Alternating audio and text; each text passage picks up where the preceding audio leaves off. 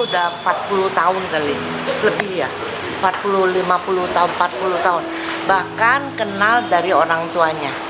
Tapi terakhir ketemu mungkin sekitar 10 tahun yang lalu, berbeda. Berbeda. Itu iya, berbeda, kehidupan yang berubah itu semuanya karena Tuhan. Dan setiap kali ketemu dengan Pak Chandra, pasti kita dimotivasi. Ini motivator yang tangguh. Itu membuat kita merasa dibangun, kita mencari Tuhan. Luar biasa, kepribadian yang beda, luar biasa. Ya.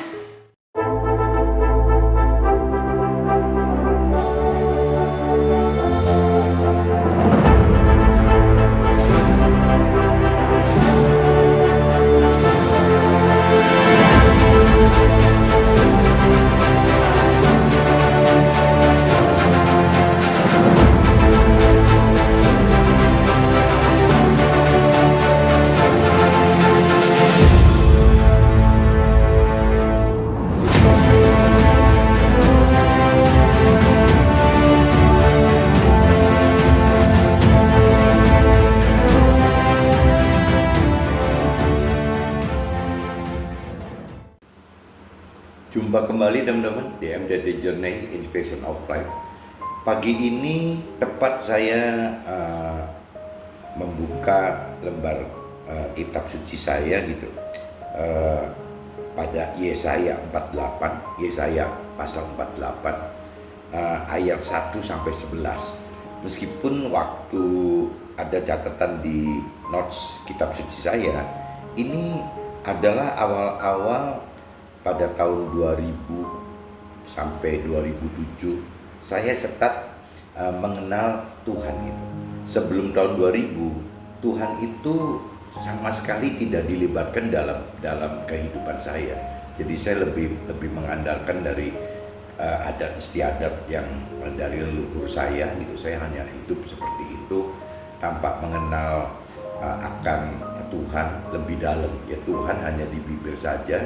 Karena di adat istiadat pun percaya ada Tuhan, cuman pengertian akan Tuhan ini yang memang sepertinya tidak terlalu jelas gitu, tidak ada satu pedoman Tuhan ini harus itu gitu, tidak ada. Jadi cuman sekedar dari orang tua saya atau kakek nenek saya, sebatas 2 generasi di atas saya, ya saya ikutin cara-cara hidup mereka. Tapi itu juga sudah dari generasi baru makin berkurang gitu. Peraturan adat istiadat pun tetap berkurang. Kalau saya lihat jadi peraturan di dalam adat istiadat itu tidak semuanya jelek gitu. Tapi kalau saya lihat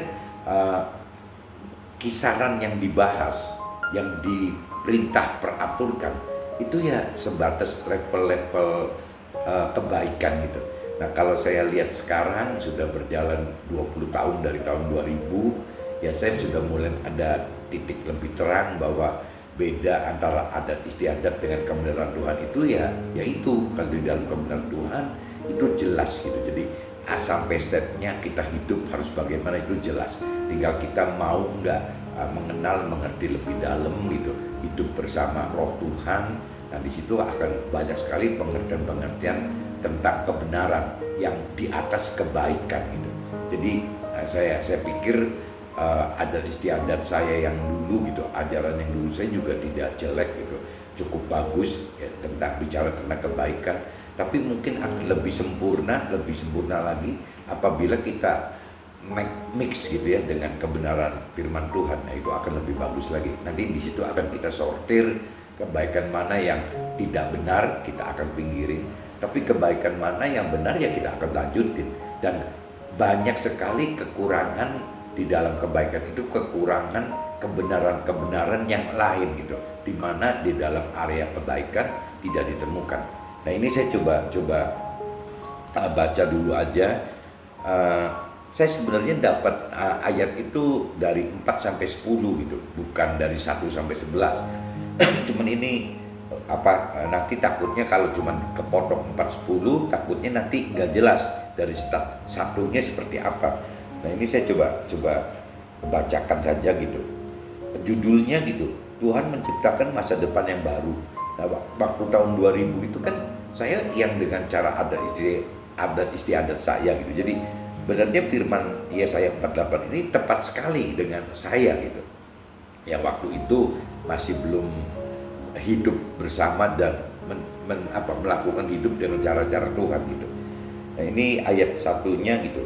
Dengarlah firman ini, hai kaum keturunan ya orang percayalah gitu, orang-orang yang percaya Tuhan dan orang yang dipilih Tuhan gitu, yang menyebutkan dirinya nama ya orang pengikut Tuhan gitu, orang percaya Tuhan, dan yang adalah keturunan dari ya nenek moyang kita yang memang pegang Tuhan gitu dari awalnya gitu, yang bersumpah demi nama Tuhan dan mengakui Allah, tetapi bukan sungguh-sungguh dengan tulus hati. Nah ini ada notes-nya nih, ujungnya enak gitu, tapi belakangnya boleh-boleh aja gitu. Kita beranggapan bahwa kita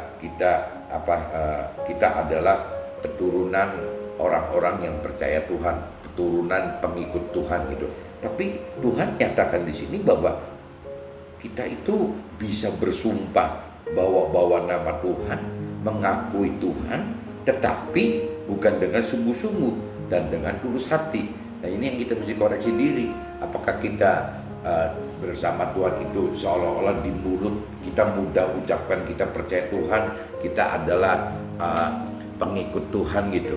Apakah memang benar gitu ucapan yang di mulut kita itu sesuai dengan kelakuan kita, dengan kedekatan kita dengan Tuhan. Tapi dari sisi Tuhan ingatkan seperti itu ya, bahwa kita itu bersumpah berani dengan nama Tuhan, mengakui adanya Tuhan, bahkan merasa sebagai pengikutnya Tuhan gitu. Tapi Tuhan ingetin, tapi bukan dengan sungguh-sungguh dan dengan tulus hati. Ya coba kita koreksi. Kalau memang kita sudah sungguh-sungguh dan tulus hati, ya puji Tuhan gitu. Kita berarti sudah dalam rel yang benar. Tapi kalau belum, ya kita harus koreksi diri. Itu ayat 1.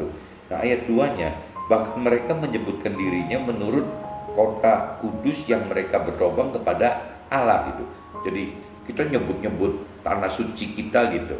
Mungkin bagi orang Nasrani kan mungkin nyebutnya kan Yerusalemnya gitu. Kalau mungkin bagi orang Muslim mungkin nyebutnya tanah suci Mekah itu ya di sana gitu. Jadi ya kita kata Tuhan menyebut dirinya menurut kota yang kudus dan mereka bertopang kepada Allah gitu. Jadi ya seperti itu, Tuhan semesta alam namanya. Jadi kita seolah mudah sekali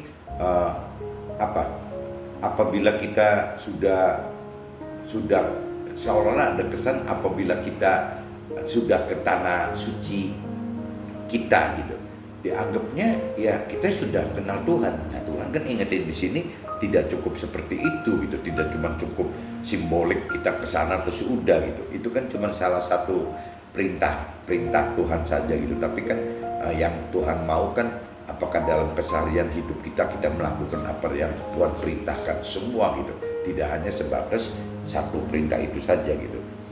Firman Tuhan, hal-hal yang terjadi di masa yang lampau telah kuberitahukan dari sejak dahulu. Aku telah mengucapkannya dan telah mengabarkannya. Kemudian dengan sekonyong-konyong aku melaksanakannya juga dengan semuanya itu sudah menjadi kenyataan. Jadi sebenarnya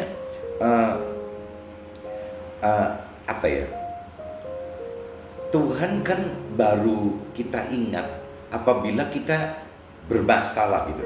Biasanya umumnya seperti itu. Saya tidak ngerti apakah ada orang yang bisa ketemu Tuhan tidak dengan lewat masalah, tapi umumnya sih pasti dengan masalah. Dan Tuhan ingatkan di sini bahwa Tuhan sudah tahu gitu dari dulu, dari awal-awal kita sebelum bermasalah juga kita tahu bahwa ya kita ini siapa gitu. Tuhan udah tahu. Nah, cuman lewat masalah biasanya kita akan baru mencari Tuhan lebih dalam lagi, ingin mengenal gitu Tuhan ini bagaimana, siapa ya, mengerti Tuhan pengennya apa gitu. Nah ini seolah gitu, tapi Tuhan jelaskan di sini bahwa ya Tuhan sudah tahu dari itu dari awal-awalnya. Nah, cuman karena kita nggak sadar gitu, kita tidak mencari Tuhan lebih maksimal, ya akhirnya ya timbul masalah itu. Nah, lewat masalah-masalah ini kita seolah-olah mulai dibalikkan, mulai mencari Tuhan gitu.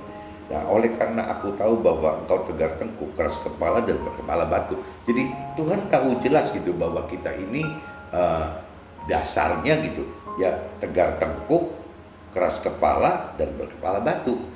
Nah, ini kita sadar enggak? Ya kalau kita masih yang belum tergerak untuk mencari Tuhan, ya kita yang sudah lebih dulu mengenal dan mengerti akan Tuhan, tidak ada salahnya kita juga mengingatkan kan ke teman-teman yang lain bahwa hati-hati loh, Tuhan sudah ingetin kita bahwa kita ini tegar tengkuk, keras kepala dan kepala batu. Nah, jadi ya tidak boleh bosan-bosannya kita ingatkan teman-teman kita gitu, terutama keluarga kita yang harus diingatkan gitu. Nah, maka aku memberitahukannya kepadamu dari sejak dulu sebelum hal itu menjadi kenyataan. Aku mengabarkannya kepadamu supaya jangan engkau berkata, berhalaku yang melakukannya, patung pahatanku dan patung tanganku yang merintahkannya. Nah, Tuhan kan ingetin bahwa apa yang mulai terjadi saat ini sampai yang akan datang itu urusannya udah antara kita dengan Tuhan loh, ya bukan antara kita dengan yang adat istiadat saya yang dulu. Jadi kalau buat saya firman ini kena sekali gitu, karena memang saya asalnya dari pemegang kepercayaan adat istiadat leluhur itu gitu. Tapi mungkin bagi teman-teman lain yang terlahir sudah dalam kondisi keluarga orang tua yang terima Tuhan gitu, ya baik itu Muslim atau Nasrani, ya mungkin tidak bisa menjabarkan ayat ini secara tepat sekali gitu, karena memang dari lahir tidak mengenal yang namanya patung-patung, yang dimaksud patung-patung itu apa, yang disebut berhala itu apa gitu. Mungkin saya lebih condong kalau bagi teman-teman yang memang orang tuanya sudah terima Tuhan, mungkin berhalanya itu bukan berupa patung-patung, tapi mungkin lebih tepatnya berupa harta mungkin gitu loh, ya berhalanya harta diberhalakan. Nanti mungkin juga ada keluarga yang tahtanya diberhalakan, nanti ada juga nafsu-nafsu untuk kehidupan yang glamor yang bagaimana itu yang jadi berhala gitu. Berhala kan intinya kan apa sih, menduakan Tuhan kan. Jadi kalau ada satu aktivitas atau ada satu barang yang nilainya lebih dari Tuhan, itu sudah kategorinya berhala gitu. Jadi kita juga bisa, ya kalau kita nggak hati-hati, kita bisa nggak berhalakan pasangan kita gitu. Kita berhalakan istri kita, atau istri kita berhalakan suaminya gitu. Enggak, ya itu berhala seperti itu. Bisa juga orang tua berhalakan anak-anaknya. Nanti bisa juga anak-anaknya berhalakan orang tua. Ini yang disebut berhala itu seperti itu. Tapi garis besarnya berhala adalah yaitu ya apabila Tuhan dinomor duakan, entah bentuknya apapun juga, itu namanya berhala gitu. Jadi intinya seperti itu. Kalau buat saya pribadi, karena memang saya dari latar belakang adat istiadat leluhur, jadi saya ngerti jelas bahwa oh ini kejadiannya maksudnya begini gitu. Nah kalau yang bukan, ya mungkin saya tadi sharingkan, mungkin dikonversikan ke berhala itu bisa berbentuk harta, tahta atau nafsu duniawi gitu. Engkau telah mendengar semuanya itu, dan sekarang engkau harus melihatnya. Tidakkah kamu sendiri mau mengakuinya? Aku mengabarkannya kepadamu hal-hal yang baru dari sejak sekarang, dan hal-hal yang tersimpan yang belum kau ketahui. Nah ini kan yang tadi saya katakan, saya dapat nubuatan di atau impresi atau rema dari mentor rohani saya itu tahun 2000 gitu, di Yesaya yang 48 ini. Tapi saya baru baca beneran gitu, saya baca sendiri di firman-Nya itu tahun 2007. Jadi 7 tahun saya tidak pernah membaca ini, cuman ada di catatan kitab suci saya gitu. Jadi saya cuman catat aja di situ, udah selama 7 tahun saya tidak pernah buka gitu. Karena waktu sebelum 2007, 2000 saya mulai dilibatkan soal Tuhan gitu, mentor-mentor rohani mulai berdatangan ke saya bicara soal tentang Tuhan. Nah, saya tidak berani membaca firman di kitab suci karena waktu itu saya anggap saya masih kotor gitu. Nah, tapi setelah 2007 saya secara formal terima Tuhan itu secara liturgis, akhirnya saya baca. Nah, waktu saya baca, saya kaget sendiri. Iya ya, saya benernya udah dapat firman Yesaya 48 ini dari tahun 2000, berarti sudah berjalan 7 tahun. Dan dalam kondisi 7 tahun itu, waktu saya baca ini pertama gitu, tahun 2007, ya saya masih buta sekali tentang ini. Cuman Tuhan kan selalu nunjukkan jalan dengan cara ya dia kirim orang gitu, mentor rohani saya, meskipun sebagai status staff saya gitu, staff pengembangan bisnis pengembangan saya masih sangat muda gitu, masih waktu itu 20 lebih. Cuman dia yang mentoring saya gitu, bahwa bagaimana bicara realita di di kehidupan saya, kenyataan hidup saya dengan firman. Saya 3 tahun dapat bimbingan dari mentor rohani saya yang lebih muda dari saya jauh itu, ya jadi banyak mengerti gitu. Jadi kayak dapat private les gitu. Kalau zaman sekarang kayak personal trainer gitu kalau di olahraganya gitu. Jadi Tuhan baik sekali kirimin orang itu ke saya, dan 3 tahun saya banyak belajar tentang bagaimana kaitkan keseharian hidup dengan firman itu. Dan Tuhan di firman yang ayat 6 itu cuma ngingetin bahwa jangan bawa-bawa loh, jangan bawa-bawa yang dulu-dulu, ini baru semua. Ini bicara firman ini berarti urusannya antara saya pribadi dengan Tuhan, itu udah bukan cerita dengan yang dulu-dulu gitu. Ini Tuhan ingetin itu. Nah, baru sekarang hal itu diciptakan dan bukan dari sejak dahulu, dan sebelumnya engkau tidak mendengarnya, supaya jangan engkau berkata memang aku telah mengetahuinya. Jadi Tuhan ingetin di sini bahwa saya baru ngomong loh sekarang gitu. Jadi apa yang firman katakan adalah awal yang baru buat kehidupan saya. Jadi Tuhan nggak mau saya dilibatkan dengan hal-hal yang sebelum-sebelumnya gitu. Karena Tuhan nggak peduli yang sebelum-sebelumnya. Yang penting sejak tahun 2007 ya saya sudah dalam masuk dalam relnya Tuhan gitu. Meskipun masih sangat kacau kan karena belum ngerti apa-apa gitu. Tapi Tuhan ingetin itu bahwa 2007 bagi saya itu adalah sesuatu yang baru, bahkan secara liturgis Tuhan kasih mujizat ke saya untuk bisa terima secara formal itu, secara simbolis gitu. Nah, engkau tidak mendengarnya ataupun mengetahuinya, juga telingamu tidak terbuka dari sejak dahulu. Tetapi aku telah mengetahui bahwa engkau berbuat khianat sekeji-kejinya, dan bahwa orang menyebutkan engkau pemberontak sejak dari kandungan. Jadi dari ceritanya kan kalau kita bagi-bagi kan sebelum 2007 kan saya sama sekali tidak mengenal Tuhan-Tuhanan gitu.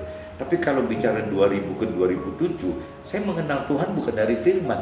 Saya mengenal Tuhan itu dari banyak baca buku rohani, banyak dengar khotbah, banyak Tuhan juga banyak kirimin mentor-mentor rohani untuk sharing gitu. Tapi sama sekali saya tidak bicara firman gitu. Jadi saya cuman meraba-raba aja, cuman jadi firman itu belum nyata gitu, nyata seperti saya baca atau saya kenali atau saya mengerti sendiri. Jadi waktu itu masih kata orang gitu. Jadi selalu seperti itu. Nah, Tuhan juga ternyata sudah tahu nih bahwa engkau tidak mendengarnya ataupun mengetahuinya, juga telingamu tidak terbuka dari sejak dahulu. Dari tahun, maksud Tuhan mungkin dari tahun 2000 loh. Kenapa saya kok 2007 baru mau mendengar gitu? Padahal Tuhan udah kenalkan dari 2000 kan sudah Tuhan kirim banyak sekali mentor-mentor rohani gitu yang sharing kan urusan Tuhan gitu. Tapi saya kan nggak dengerin selama 7 tahun gitu. Jadi Tuhan di ayat yang ke-8 katakan seperti itu, engkau tidak mendengarnya ataupun mengetahuinya, juga telingamu tidak terbuka dari sejak dahulu, dari tahun 2000. Tetapi aku telah mengetahui bahwa engkau berbuat khianat sekeji-kejinya, dan bahwa orang yang menyebutkan engkau pemberontak sejak dari kandungan. Kalau saya pikir kenapa ayat 8 ini gitu, kenapa saya kok tidak buru-buru mencari pengenalan Tuhan lebih dalam lagi gitu ya. Kalau saya pikir satu, karena saya pola pikirnya waktu itu saya belum kudus gitu, belum suci. Apa iya saya pantas baca firman Tuhan? Saya nggak berani, itu satu. Kedua, itu dari sisi positifnya gitu. Kalau dari sisi negatifnya, bisa aja saya masih bergening dengan mentor-mentor rohani saya gitu.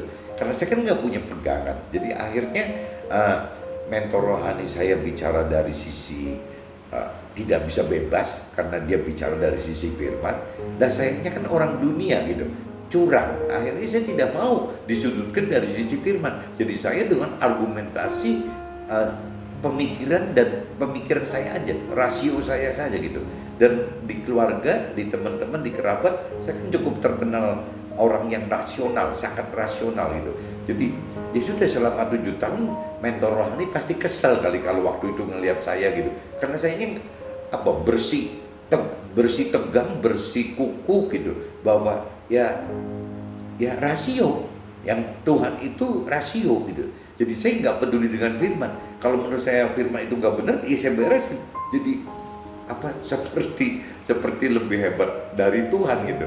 Nah ini yang sekarang saya baru tahu, waduh kacau banget ya, pantesan mungkin mentor rohani saya mungkin sebel kali, kesal gitu ngelihat saya orang Tuhan suruh cari saya, kok saya damprat habis dengan rasio saya. Ya ini saya baru tahunya ya setelah 2007, apalagi sekarang di 2020 saya makin tahu. Memang waktu itu saya konyol habis gitu. Semua urusan firman saya rasiokan, nggak bisa terjadi gitu. Jadi ayat 8 seperti itu. Nah terus nyambung ke 9-nya, oleh karena nama Tuhan aku menahan marahnya. Tuhannya menahan amarah katanya. Dan oleh karena kemasyuran Tuhan mengasihani kita, sehingga Tuhan tidak melenyapkan kita. Nah itu Tuhan itu maha kasih ya di sini gitu. Kalau waktu itu mungkin Tuhan kesel gitu ya, seperti mungkin kalau mentor rohani udah kesel kali. Tapi kalau waktu itu Tuhan kesel, ya mungkin ya nggak tahu saya nasibnya bagaimana gitu. Tapi kan di ayat 9 kan memang ya karena kata Tuhannya, karena namanya Tuhan ya, Tuhan malah menahan marahnya Tuhan untuk nama Tuhan, sehingga Tuhan terbebani untuk tidak bisa marah gitu. Karena Tuhan itu tidak boleh gitu. Ya Tuhan itu harus maha kasih. Jadi Tuhan di sini dinyatakan seperti itu. Kadang-kadang pengen ketawa sendiri gitu. Oleh karena nama Tuhan menahan amarahnya Tuhan.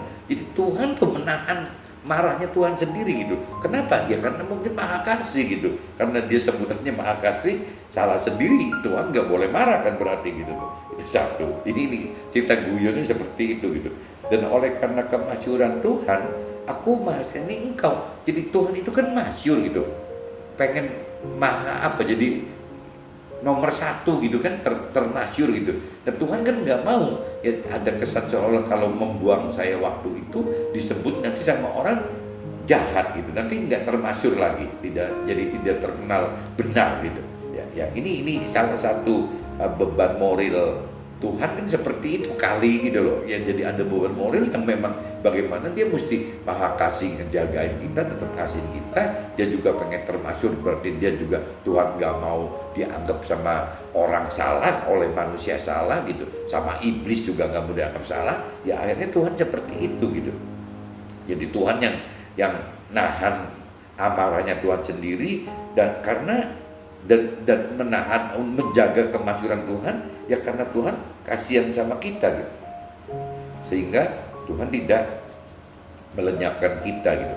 Ya pengalaman pribadi saya seperti itu. Jadi kalau Tuhan waktu itu nggak sabar, marah gitu, kalau Tuhan itu nggak sayang, ya mungkin ya saya dilenyapkan kali, karena sudah 7 tahun kan, dari 2000 sampai 2007 saya tidak bergeming sama sekali gitu.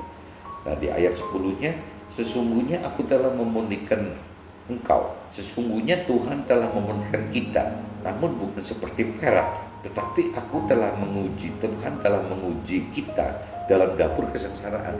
Nah ini yang kita tidak bisa lari kalau menurut saya gitu. Jadi kalau ada orang yang ngomong ikut Tuhan tidak pernah mengalami kesengsaraan, saya curiga apa orang itu sudah masuk dalam proses Tuhan gitu.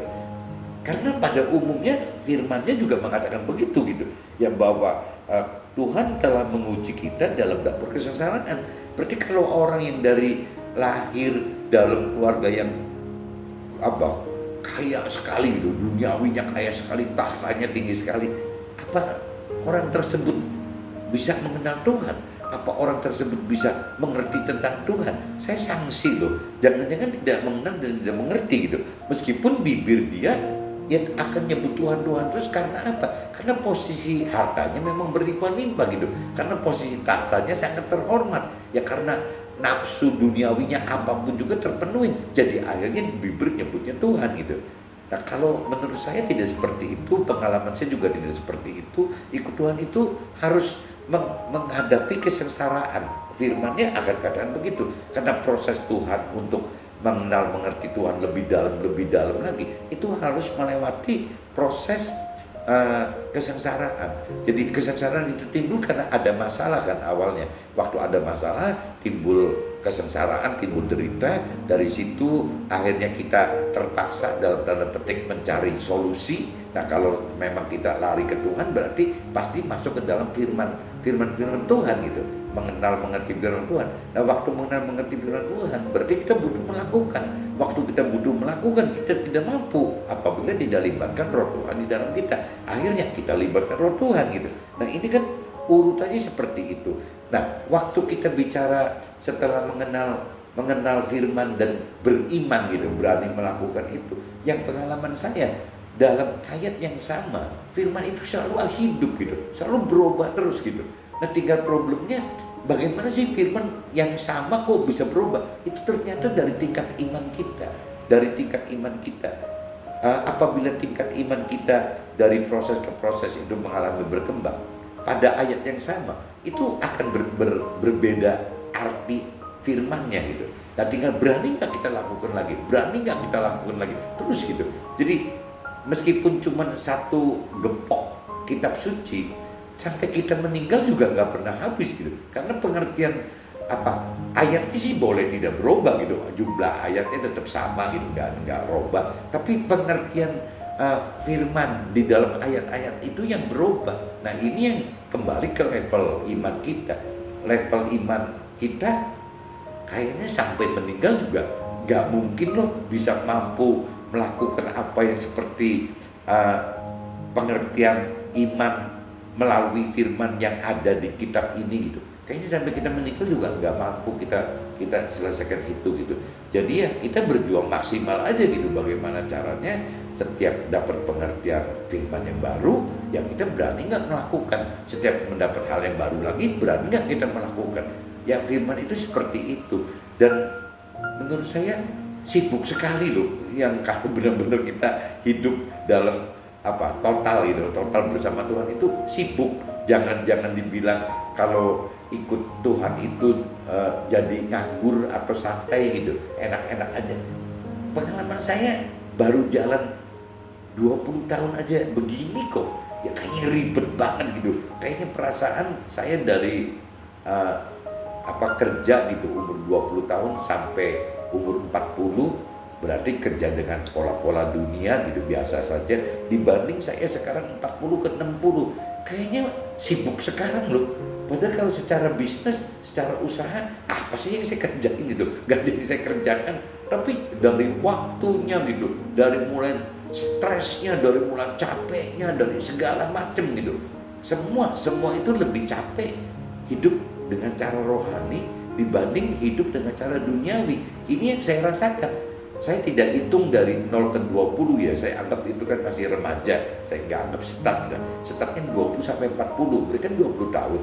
Nah sekarang saya 60, berarti berjalan sekarang dengan mulai kaitkan hidup saya dengan Tuhan itu kan juga 20 tahun lagi, 20 tahun juga gitu, 2000 sampai 2020. Jadi pengalaman saya sampai hari ini, kalau saya bagi 3 nih, 0 sampai 20 tahun itu belum apa-apalah ya, kita cuma start untuk hidup gitu. Nah setelah 20 ke 40 saya benar-benar hidup cara duniawi karena tidak ada bimbingan siapa-siapa. Tapi begitu 40 ke 60, nah Tuhan mulai nih kirim banyak orang gitu, sehingga saya masuk ke dalam pola hidup yang dengan Tuhan gitu.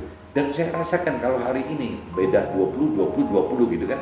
Berarti 0 sampai 20, 20 sampai 40 tahun umur saya, 40 sampai 60. Kayaknya yang paling capek itu yang 40 ke 60.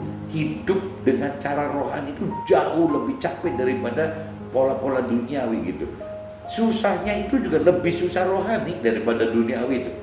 Nah cuman pengalaman saya selama saya hidup dalam Tuhan, ya terus ya saya mengalami ujian cobaan terus menerus sampai hari ini juga nggak selesai. Dan saya yakini mungkin nanti juga umur saya 10 tahun lagi, 20 tahun lagi, 30 tahun lagi juga sepertinya akan mengalami hal yang sama gitu. Karena Tuhan nggak butuh saya di sini kok. Tuhan butuh saya di alam akhirat kan, di surga gitu. Jadi Tuhan proses kita di sini gitu. Tadi pagi saya waktu isi bensin gitu, saya sampai sedih sekali. Dalam hati saya seolah ada bisikan Tuhan, gara-gara ada salah satu teman pengusaha saya gitu. Nah, waktu saya ngisi bensin, dia datang, saya udah tidak mengenali gitu, udah rambutnya udah gundul gitu, terus udah kelihatan tua sekali, drop sekali gitu. Jadi ya saya pernah ketemu 2-3 tahun lalu di tempat cukur gitu, ya saya ketemu gitu, orang tersebut teman saya itu ketemu gitu. Cuman waktu itu ya udah susah hidupnya gitu, tapi masih ada uang mungkin dari keluarga aku, dari mana saya nggak ngerti, masih ada uang. Jadi cukur juga masih bayar gitu, meskipun karena tukang cukurnya langganan, jadi kadang-kadang tukang cukurnya juga nggak tega gitu terima uangnya dia, ya mungkin dibayar separuh atau seperempat gitu. Tukang cukur nggak lihat itu karena langganan gitu. Nah ternyata orang ini pernah jatuh, jadi kepalanya itu batok, kepalanya pecah sampai jadi ada bagian tertentu yang berlubang gitu. Jadi kalau dipegang masih halus gitu loh, tinggal tulangnya nggak ada, tinggal kulit. Nah, dan udah susah waktu itu, sarafnya untuk ngomong itu sudah nggak lancar gitu. Tapi daya ingat masih kuat, masih kenal saya gitu, masih bisa cukur gitu, masih kenal uang gitu. Nah, tadi saya ketemu lagi nih, setelah 1-2 tahun saya ketemu lagi di pom bensin, udah meminta-minta gitu. Jadi posisinya dari pengusaha yang cukup berhasil sampai ketemu terakhir ya masih bisa mampu bayar gitu, meskipun dapat dispensasi dari teman-teman. Dan tadi pagi saya kaget loh, dia panggil saya, tidak nyebut nama saya, cuma seperti kenal, cuman ahong-ahong gitu. Saya kenal orang tersebut, saya jangan sebut namanya gitu, saya kenal orang tersebut.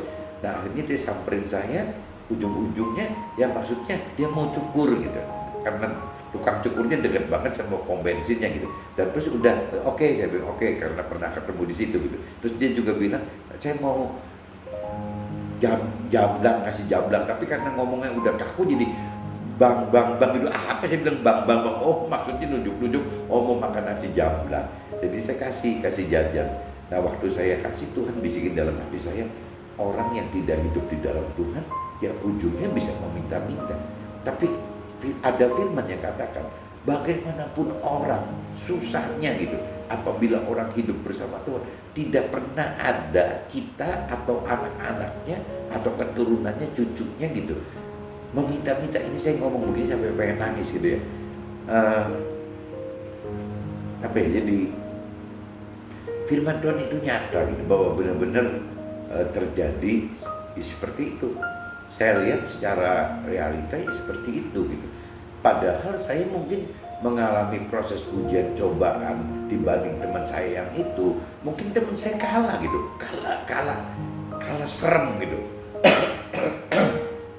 Kalah serem, kalah ekstrim gitu. Karena saya mengalami benar-benar dari atas dijatuhkan ke bawah sekali gitu, sampai udah nggak karuan gitu. Tapi saya tetap pegang Tuhan. Ya sampai ini hari nggak ada kok saya lihat. Ya rumah saya tetap masih begitu gitu, yang namanya perusahaan saya masih begini gitu. Ya prosesnya itu yang Tuhan bilang bahwa selama kita belajar mengenal dan mengerti akan Tuhan gitu, dan kita berani melakukan firman Tuhan, ya Tuhan janji bahwa ya kita akan diberi kecukupan. Tuhan tidak janji kita kasih kelimpahan loh sebelum kita benar gitu. Jadi Tuhan janjinya ditepati gitu, bahwa saya ngalamin apapun juga ya Tuhan cukupi kok.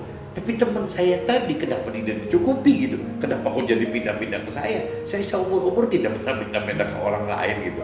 Cuman mintanya ke Tuhan gitu, nggak pernah minta ke orang lain gitu. Ke anak, ke istri, ke keluarga saya, ke anak, ke siapapun juga saya nggak pernah minta-minta kok. Cuman ke Tuhan saya berani minta gitu. Itu pun ya apabila perlu gitu, karena semakin mengenal mengerti akan firman Tuhan kan ada batasan-batasan mana yang kita pantas minta, dan ada yang juga nggak perlu minta, Tuhan juga udah kasih kok. Kita belum minta juga Tuhan udah sediakan gitu. Cuman dalam kategori kecukupan. Jadi kalau saya bantu hidup saya, disimpulkan bahwa kembali ke firman yang tadi gitu. Sesungguhnya aku telah memurnikan, sesungguhnya Tuhan telah memurnikan kita, namun bukan seperti perak gitu. Tetapi Tuhan telah menguji kita dalam dapur kesengsaraan. Nah ini yang saya alami gitu. Ini yang saya alami. Dan sekarang saya tidak takut dengan kesengsaraan. Yang saya takut itu apabila saya tidak hidup bersama Tuhan. Kenapa? Pasti nanti seperti teman saya. Ujungnya pasti ke situ gitu. Tapi kalau selama saya masih benar, ya saya akan mengalami proses kesengsaraan ini bersama Tuhan.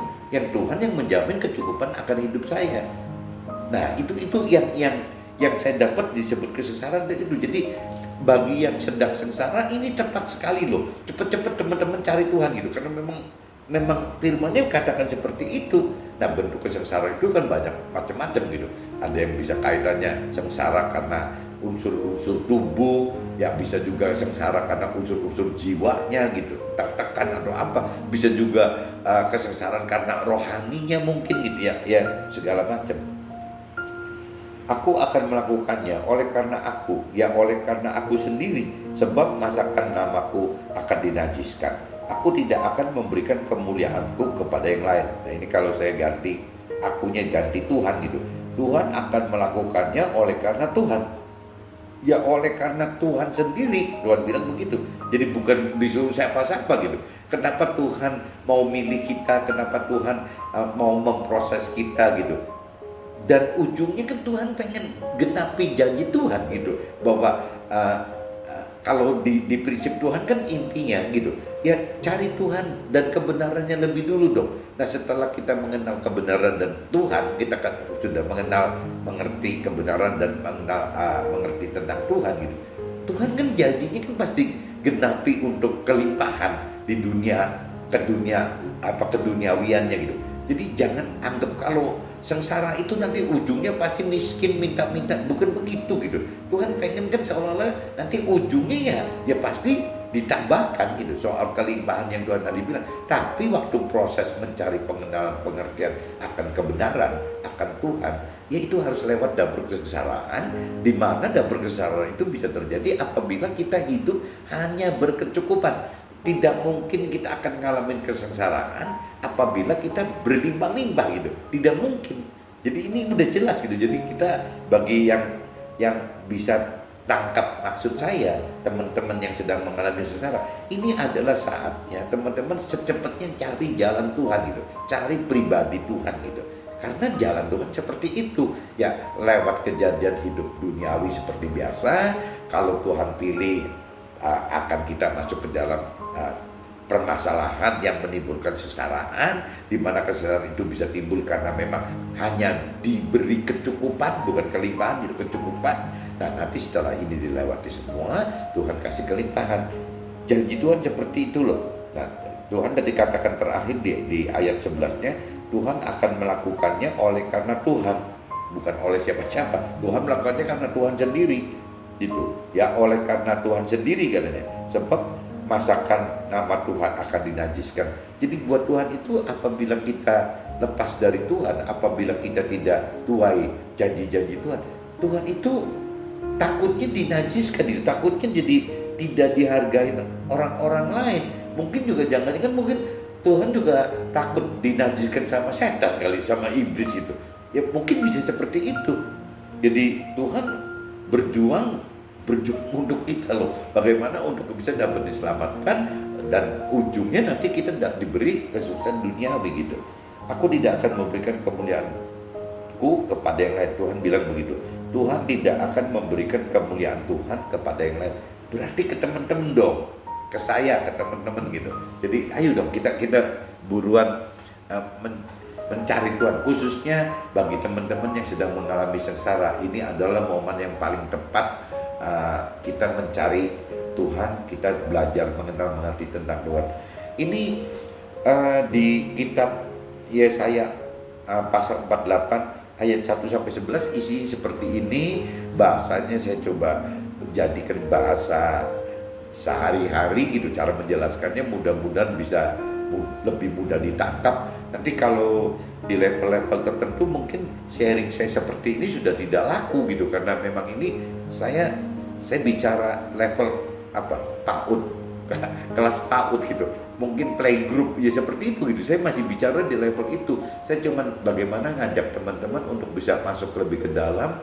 Nah mungkin kalau untuk sharing-sharing yang lebih dalam tidak bisa seperti ini gitu, lebih harus ketemu tatap muka, atau mungkin teman-teman cari mentor rohani di tempat teman-teman deh, kita teman-teman sharingkan sendiri gitu. Karena untuk saya memang saya bikin vlog ini bukan untuk yang membahas lebih ke dalam, karena kalau pembahasan ke dalam banyak rohaniawan yang bagus-bagus gitu. Dan juga kalau saya lihat misalnya ini kan saya bikin universal gitu, jadi bagi yang mungkin yang Nasrani, ya coba dong cari mentor rohani yang bagus gitu, dan dari sisi rohani. Tapi sebagai Muslim, ya cari dong mentor rohani dari Muslim yang bagus juga gitu, supaya bisa lebih dalam gitu. Nah begitupun mungkin di luar Muslim Nasrani juga apabila ada yang tertarik, ya coba cari mentor-mentor yang tepat lah gitu, bagaimana untuk bisa menjabarkan lebih detail gitu. Kalau buat saya lebih tergerak cuman bagaimana cuma mengajak teman-teman yang belum menghidupkan Tuhan itu, ya Tuhan itu ada loh, ya hidupkan dong Tuhannya gitu. Nanti masalah kita pasti Tuhan beresin semua. Saya cuma sebatas level itu aja gitu. Yang lebih dalam itu tugasnya mentor-mentor gitu, karena saya tuh pengusaha gitu, jadi ya semaksimal saya ya cuma bisa bersaksi saja gitu apa yang saya alami. Ini baru cerita di yang terkait dari kitab Yesaya pasal 48 1 sampai 11. Ini baru cerita yang tertulisnya. Nah, kalau yang saya alamin dalam realita yang saya alaminnya sama ya, kita anggap hijrah dari adat istiadat menjadi ciptaan Tuhan yang baru. Itu yang saya kasih draft judulnya seperti itu gitu. Nah, pagi ini pembacaan rutin kitab suci untuk impresi yang didapat, yang selalu diberi tanda berupa catatan kecil di kitab suci saya gitu. Tepat saya baca pagi ini di Yesaya 48 ayat 4 sampai 10 gitu, di mana impresi didapat dari rema mentor rohani. Ini saya dapatnya dari seorang ibu, seorang istri gitu, ya keturunan Iran loh, keturunan Iran tadinya gitu. Jadi ketemu sama yang menikah dengan suami dari orang Indonesia gitu. Nah ini ketemunya katanya kalau menurut cerita mentor rohani saya itu ketemunya di luar negeri gitu. Jadi waktu kuliah di luar negeri S2 atau S3 gitu ketemu, nah akhirnya nikah. Jadi akhirnya pihak istrinya jadi warga negara Indonesia sekarang karena ikut dengan si suami kan. Nah ini saya dapat dari situ, dan si yang nubuatkan ini istrinya ya. Jadi ibunya itu dia nubuatkan rema ini pada tahun 2000. Jadi ibu ini sudah mentor rohani saya ini sudah menubuatkan mengimpresi ini, rema ini gitu kok, sampaikan kepada saya itu pada tahun 2000, di mana ayat firman baru dibaca dan di-sharingkan pada tahun 2007. Ini dan saya cerita sepintas itu gitu. Jadi bayangin udah didiamkan, itu yang namanya kalau cerita kitab sucinya. Saya karena sekolahnya di sekolah Katolik gitu, TK, SD, SMP, SMA jadi sekolah Katolik. Jadi Alkitab itu sih ada gitu loh. Ada program mesti punya Alkitab, kitab suci saya punya gitu, tapi tidak pernah dibaca gitu. Jadi ya cuman buat jimat aja. Kalau perlu ada setan dibawa-bawa gitu kitabnya. Atau kalau mau dapat inspirasi meta turun, kitabnya taruh di bawah bantal gitu, biarin ngeresep gitu. Ya cuman begitu gitu, dibaca juga nggak pernah gitu. Nah itu jadi agak kelewatan sih. Dia bicara tahun 2000, saya cuma ambil Alkitab saya, kitab suci saya cuma kasih notes aja. Ada si ibu ini datang gini, sudah bacanya 7 tahun kemudian tuh setelah saya terima Tuhan baru saya baca. Nah, jangan-jangan temen juga ada yang seperti itu kali, punya kitab suci baik yang di Muslim maupun di Nasrani, ada Al-Quran, ada Alkitab tapi nggak pernah dibaca kali, cuma buat ganjel-ganjel aja gitu, kalau mepet pegangin gitu.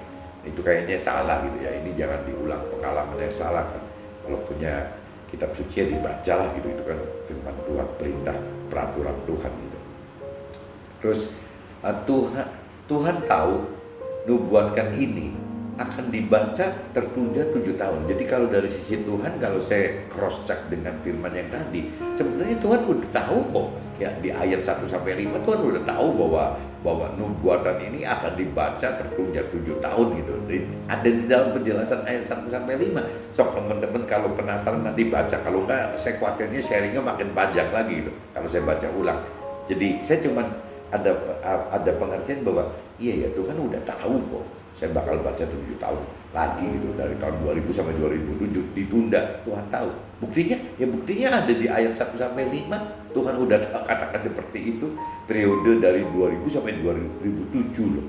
Ya, belajar mengenal Tuhan tidak langsung dari firman-firman di kitab suci, tapi dipelajari melalui buku-buku rohani dan khotbah-khotbah serta sharing-sharing dengan banyak mentor-mentor rohani yang Tuhan kirim loh. Jadi waktu itu 7 tahun itu tidak kira-kira, saya tidak pernah baca satu ayat pun di kitab suci.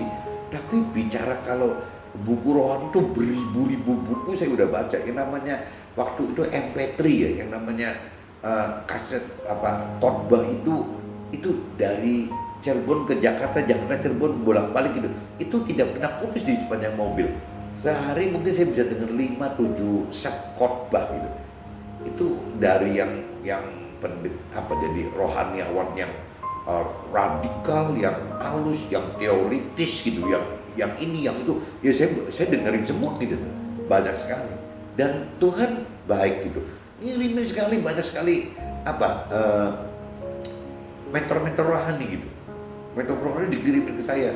Waktu itu karena kebenaran kan di perusahaan ada yang menyarankan kan membuat kayak semacam komunitas gitu untuk setiap hari Kamis dan Jumat kupas masalah firman. Meskipun sayanya kadang-kadang ikut, kadang-kadang nggak ikut gitu. Jadi bandel gitu, jadi nggak gitu. Dan cuman dengan peluang kita bikin komunitas seperti itu, akhirnya kan banyak sekali mentor-mentor rohani yang didatangkan gitu. Akhirnya sekota kayaknya saya kenal semua. Bahkan nanti kalau ada mentor rohani dari luar kota atau dari luar negeri, pasti kalau datang ke kota saya pasti nyari saya gitu, pasti dikenalkan. Saya diajak makan, ditraktir makan, bukan saya traktir makan, saya ditraktir makan sama hamba-hamba Tuhan, sama si mentornya gitu. Jadi ya memang Tuhan baik sekali kenalkan Tuhan itu lewat mereka gitu. Ini saya saya nggak ngerti apa orang lain juga ngalamin seperti ini atau dia, saya nggak ngerti. Tapi kalau buat saya pribadi, saya ngalamin seperti itu. Tuhan benar-benar baik sekali ke saya sampai ngirimin terus gitu, ngirimin orang-orang sampai dari saya nggak ngerti apa-apa, bodoh sekali gitu, ngotot secara rasio. Firman Tuhan mau saya rasiokan kok, yang nggak bisa lah gitu. Kalau sampai firman Tuhan dirasiokan gimana? Namanya bukan kitab suci kali, mungkin nggak ada mujizat kali, karena semua bisa dirasiokan kan. Ya karena ketidakmengertian, tidak mengenalan tentang firman dan Tuhan, ya saya masih seperti itu. Tapi ya mudah-mudahan makin lama makin mengerti lah, jangan bodoh terus sampai meninggal itu. Harus lebih mengerti setiap tahun gitu. Tahun 2007 adalah awal belajar kenal Tuhan langsung dari firman kitab-kitab suci. Nah ini juga Tuhan udah tahu tuh ya, bahwa tahun 2007 ini Tuhan udah tahu ya. Saya baru tahu setelah baca firmannya gitu. Tapi kalau di dalam firmannya kan nggak roba-roba nih sampai ini hari gitu. Tidak ada yang tahu bim salah bim berubah, nggak ada, tetap gitu. Nah saya baca, iya ya, kok di ayat 68-nya, ayat 6 dan 8, ya saya 48, 6 dan 8 udah dicantum, Tuhan udah tahu kok ya bahwa waktu itu tahun 2007. Nah mulai saya bisa tergerak untuk bisa membaca firman Tuhan dari kitab suci gitu. Nah ini mulai saya dalamin sampai hari ini gitu. Terus saya baca terus gitu. Mungkin saya udah lumayan loh, meskipun kalau mungkin saya udah belasan kali, 15 kali, tapi kalau saya bandingin sama, saya pernah lihat di video ada kakek-kakek yang umur 100 tahun kalau nggak salah, udah bacanya 105 kali. Jadi saya bayangin ini gimana ya, berarti setahun kan satu putaran gitu.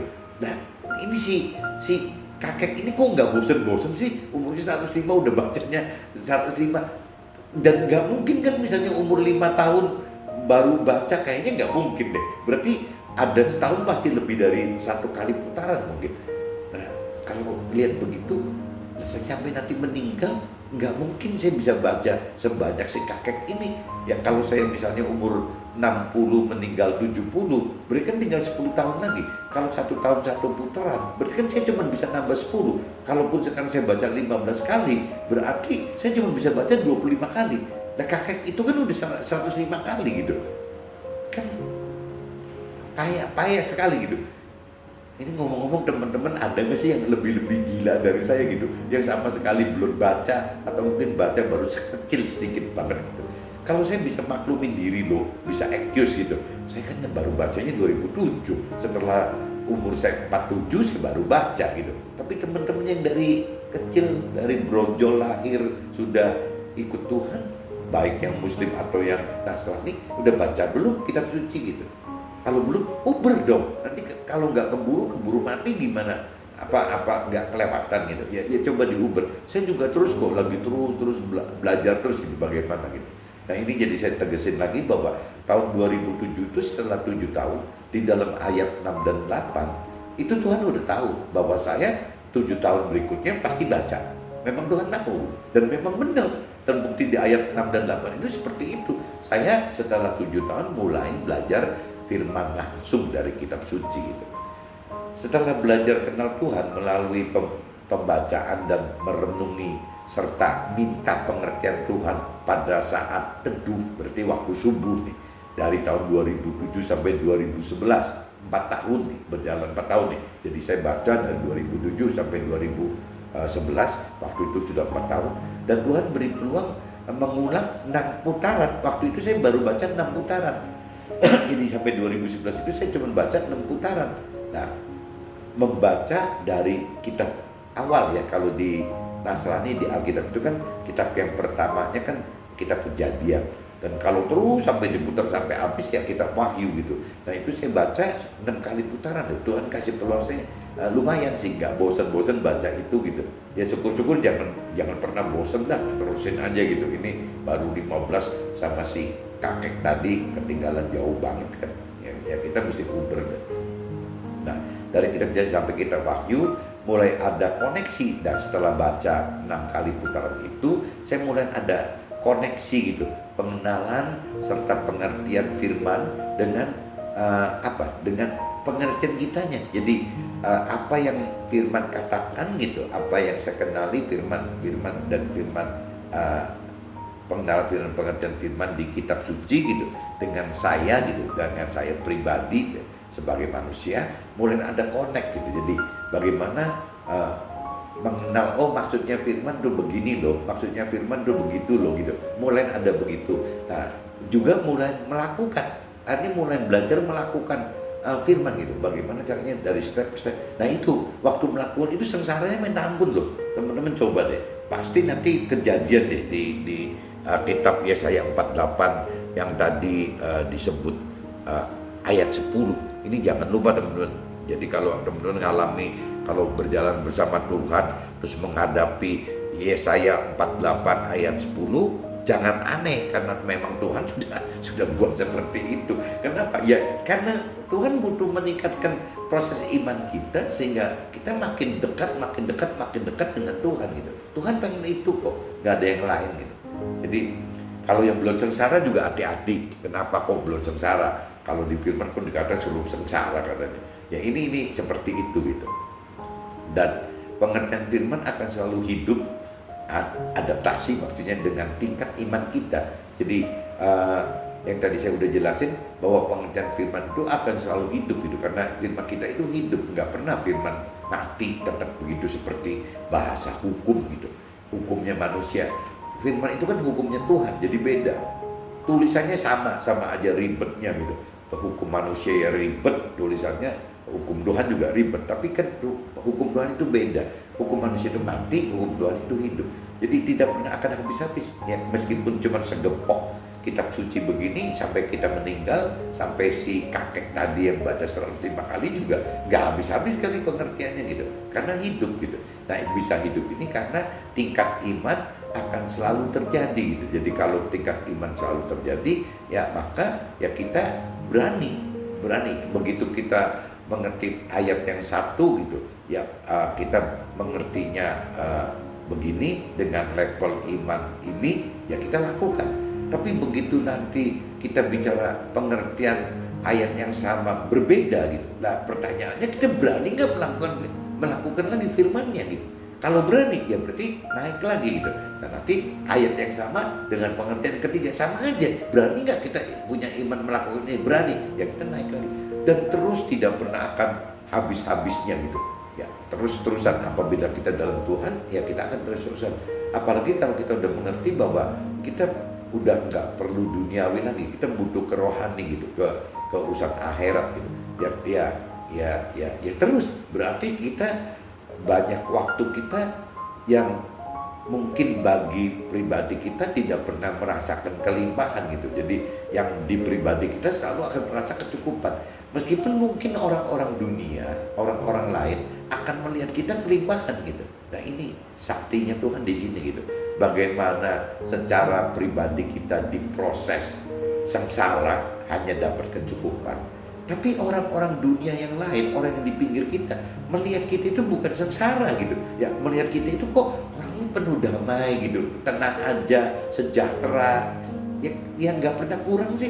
Ya, meskipun di pribadi kitanya beda gitu. Kok jadi sengsara banget, kok cuma hidup cukup aja gitu. Itu di pribadi kitanya. Tapi orang lain melihat kita itu beda. Kenapa orang ini kok tenang banget, orang ini kok terus-terusan ayem gitu, damai sejahtera gitu ya. Ya itu janji Tuhan seperti itu gitu. Jadi tidak mungkin kita yang ikut Tuhan itu dipermalukan Tuhan, itu nggak mungkin. Bahkan yang tadi saya katakan loh, ya ini kenyataan hari ini nih, yang hari ini saya alamin ngisi bensin itu sampai sedih. Hari ini berarti saya tulis tanggal 8 Agustus tahun 2020. Saya ketemu teman saya seperti itu, minta-minta.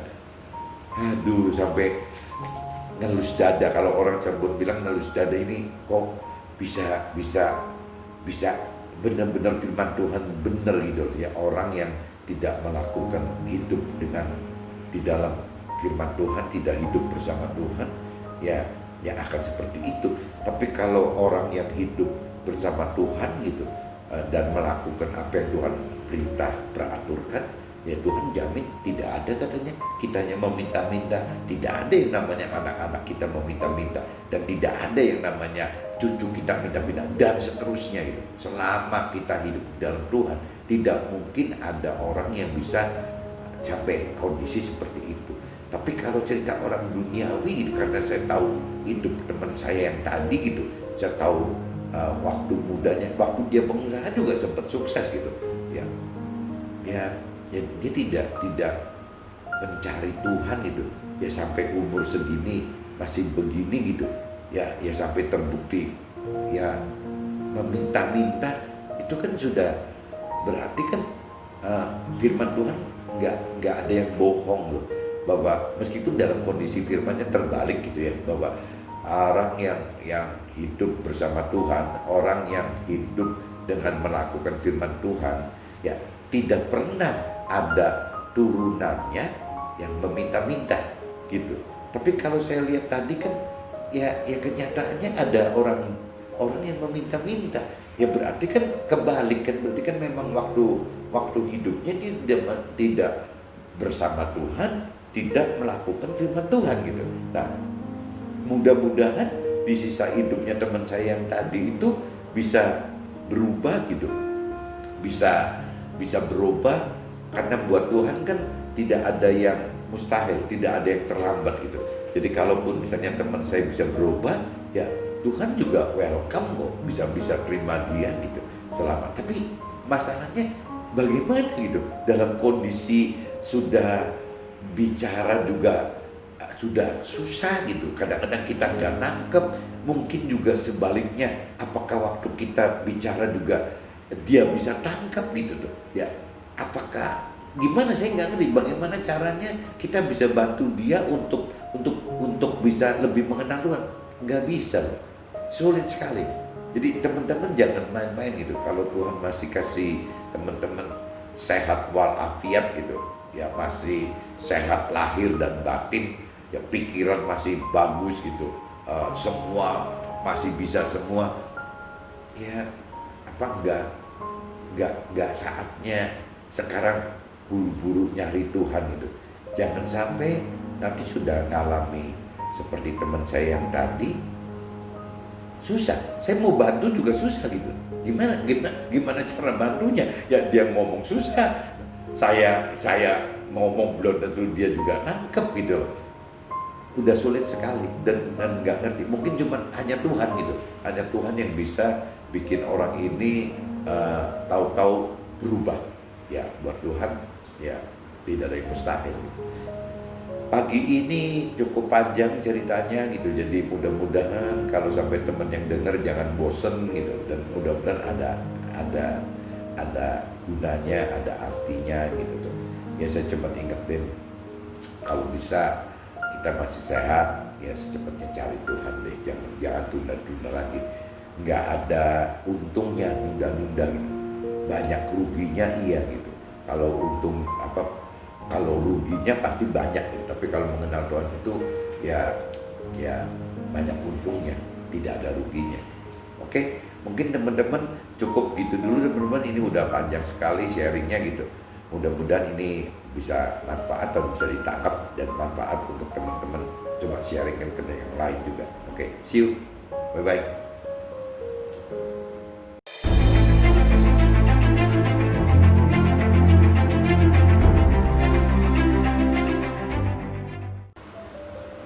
One minute to better life.